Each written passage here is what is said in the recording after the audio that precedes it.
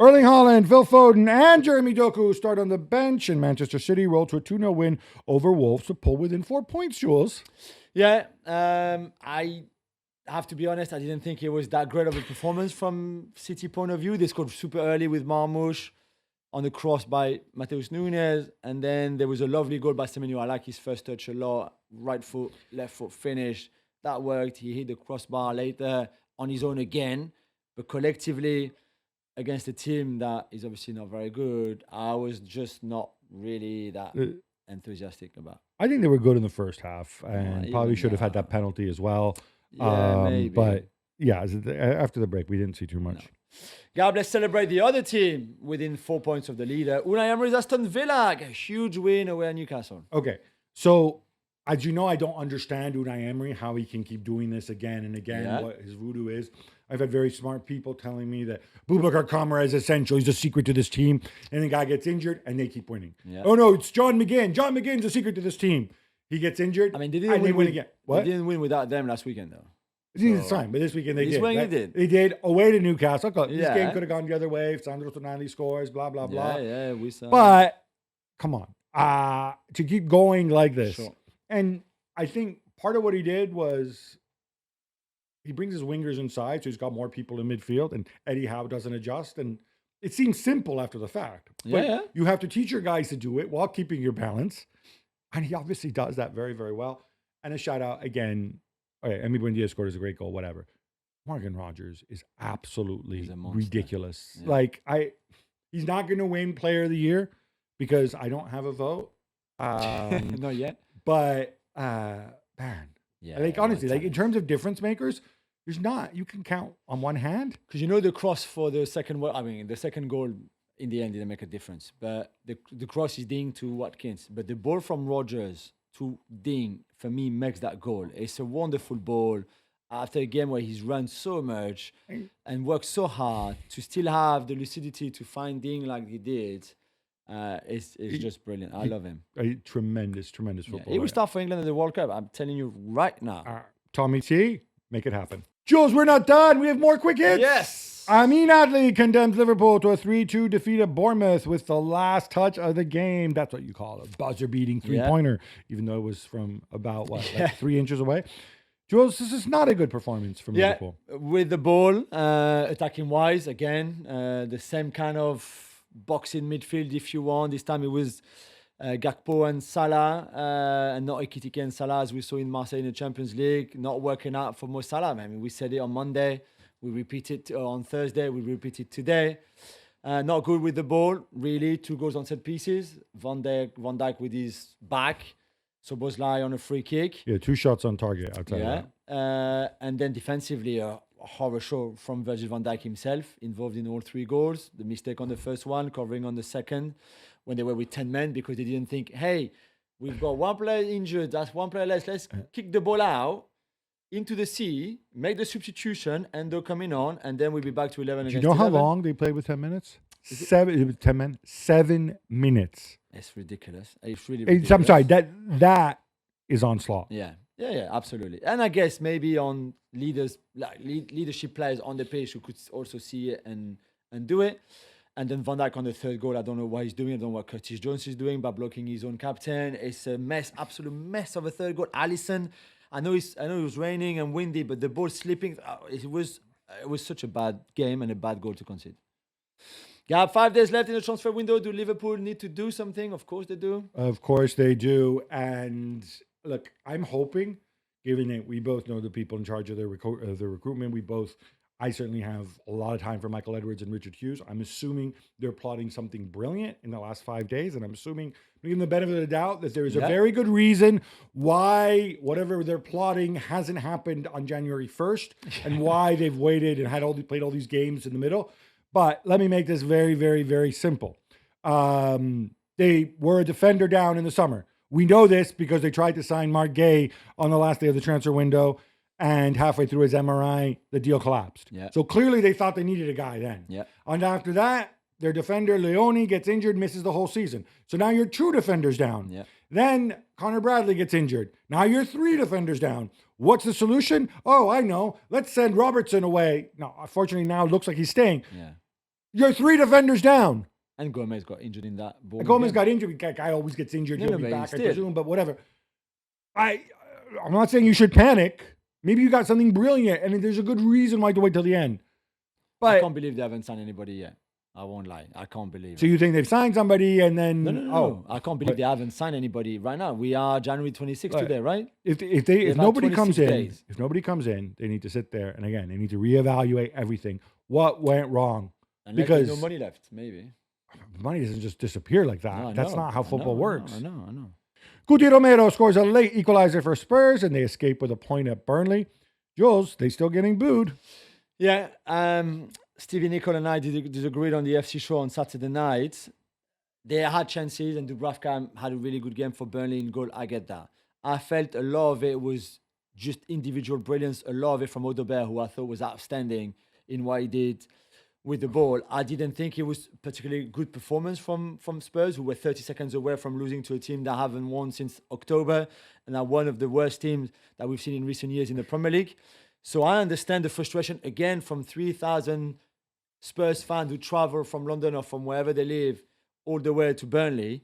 I'm sorry, this was not good enough. Overall, performance, results, the way the game went, the way you defended. The second goal from Burnley is such a bad sequence of defensive football from Tottenham and from Romero, Danso, Van de Ven, the wing backs, the defensive midfield, everybody. It was horrendous. Yeah, the other Burnley goal, I think it was Foster, when Jaden Anthony, he does the little ankle that's the breaker one, and the puts second Mickey goal, Van de Ven on his butt. Yeah, like but all like over this all guy's over the place. like a combination of Neymar and Allen Iverson rolled into one. Are you kidding me? I don't think the back five works for them. And I'll tell you what. We know Van de Ven and Romero. Romero's a world champion. Van de Ven, whatever, he's big, tall, and athletic and runs. And these are not bad defenders. No. These are people who are bad defending badly. And that, I think, goes back to the system.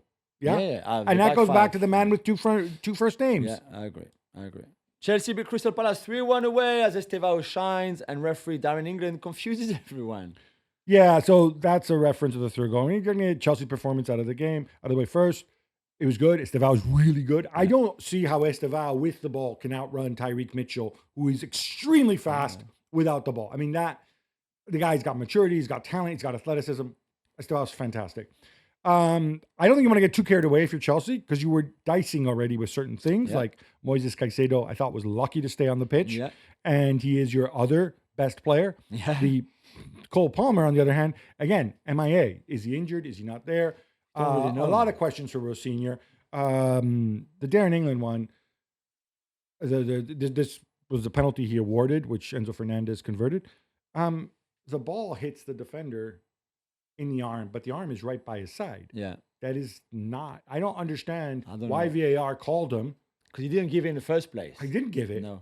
Bro, just stick to your decision. I know. Like, what is this nonsense? And then he says, like, oh, it was a handball, but it was accidental. So you're only getting a yellow card. I mean, if you're a Palace fan, you feel like are you Well, they trolling cheered me when here? he said it's intentional. So, and then everyone thought, okay, no penalty. It feels like that was never a penalty, in my view. Me too. Now, help me figure this out, Jules. Liverpool have blocked Andy Robertson's transfer to Spurs. Now, I know that our friend Ben Davies has suffered a long-term injury, but they still have Jed Spence and Destiny Udogie. Yeah. And they just signed Souza from Santos, who's, 19, yes, he's young, but he's 19. He has a full season. How many left backs do they need? Maybe your friend with the two first names thought I could play with, a left back and then a left wing back and then a left winger who are all left backs or something. I can maybe understand the need for the experience of Robertson from a Robertson point of view if he's guaranteed to play for Spurs and he's not going to play much for Liverpool on a World Cup year with 4 months left to go in the season. Maybe you understand him wanting to leave to go to Spurs, maybe. But you're right. Right now, Spurs need like much more than just Andy Robertson as another left back, and yet that's not. They're not. There's just not. And Conor Gallagher has arrived, but apart from that, you'd think that they would be far more active on the transfer window, and certainly looking for something else than another left back. This whole thing was just absurd. Talk about like something that I think would have hurt both teams. you're Liverpool, you're doing this to save yourself 5 million in 6 months' wages. Yeah. Which, by the way, you're gonna have to bring in another body. Kirkus has no. Tsimikas, yeah, probably. So as you bring back Tsimikas from Rome, here comes Roberto Carlos. Yeah. I mean, come on, man. Like, this makes no sense. But from the perspective, and the worst thing is, you saw the explanation in the papers about why they wanted Robertson.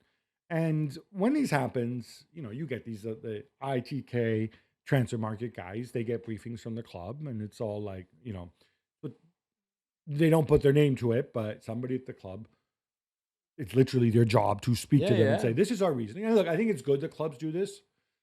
The problem is when the reasoning is so stupid. The reasoning in this case was, well, we only really have Destiny because Sousa's too young to contribute anything. First of all, why are you signing this guy who's too young to contribute anything? No, for the future. When you don't know who your manager is going to be. I know, but you don't want to let him go to another club if you believe in him. So okay, sure. Yes, I believe in ghosts and goblins too. And then he's like, he wants to use Jed Spence to push Pedro Porro on the other flank. So Jed Spence has played left back ahead of Destiny, who's had his fitness issues. Yeah. Let's have him go and play right back. You have 2 right backs, the competition there, and then you'll have 2 left back with Udogie and Robertson as a competition there. Well, but I think that would be fine if that's all they needed. But they have so many other priorities. Exactly. That's where it doesn't add up.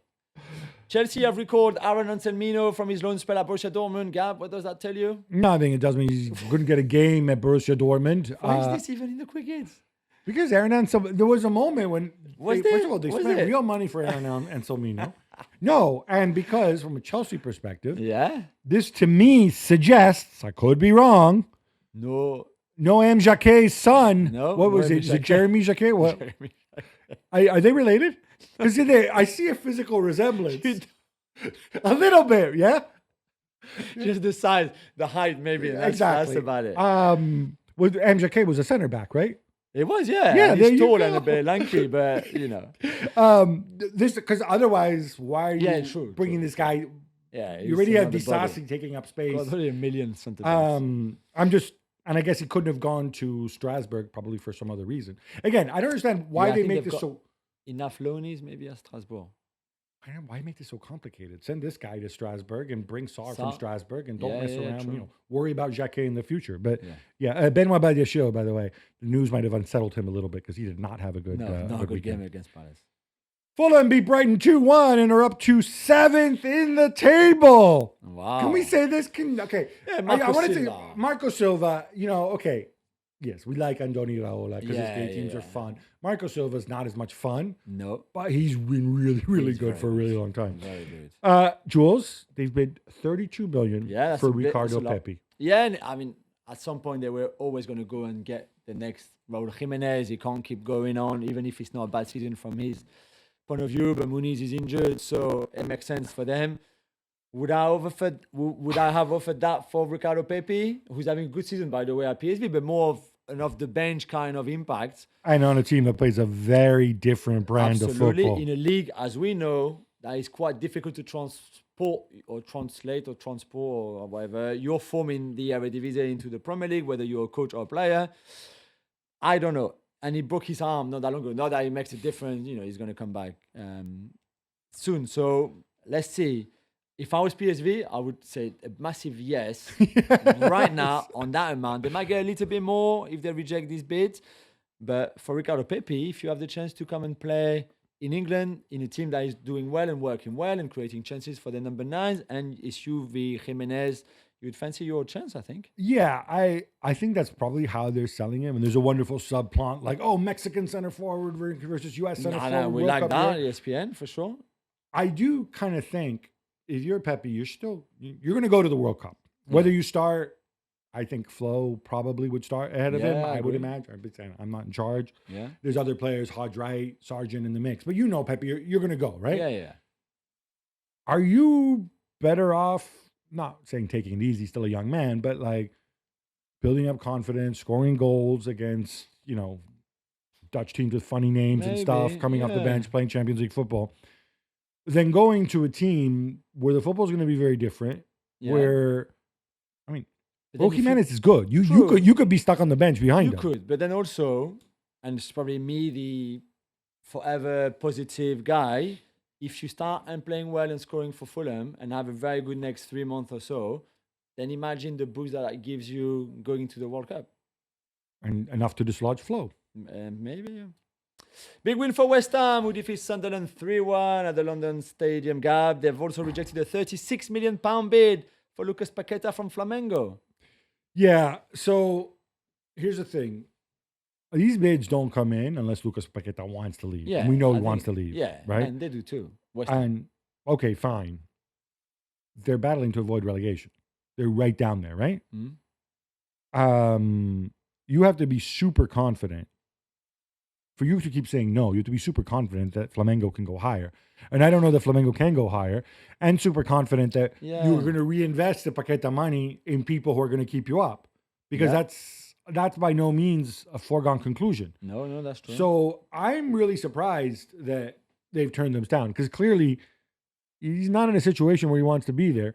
Also, I've been told that Carlo Ancelotti has a list of nearly 100 names that I are still bet, in play yeah. for the World Cup. And I am 100% certain that Paqueta's in there. And I can tell you, Ancelotti's the kind of guy where if Paqueta stays fit, even if he doesn't play very much or whatever between now and the end of the season, he's going to take He's him. going to go, yeah. And then in training camp, he's going to have, he's going to give him a chance to win a starting job. Yeah. So if you're Paqueta, careful. Like you said, I want to go, fine. But if you stay, it's not the end of the world for you either.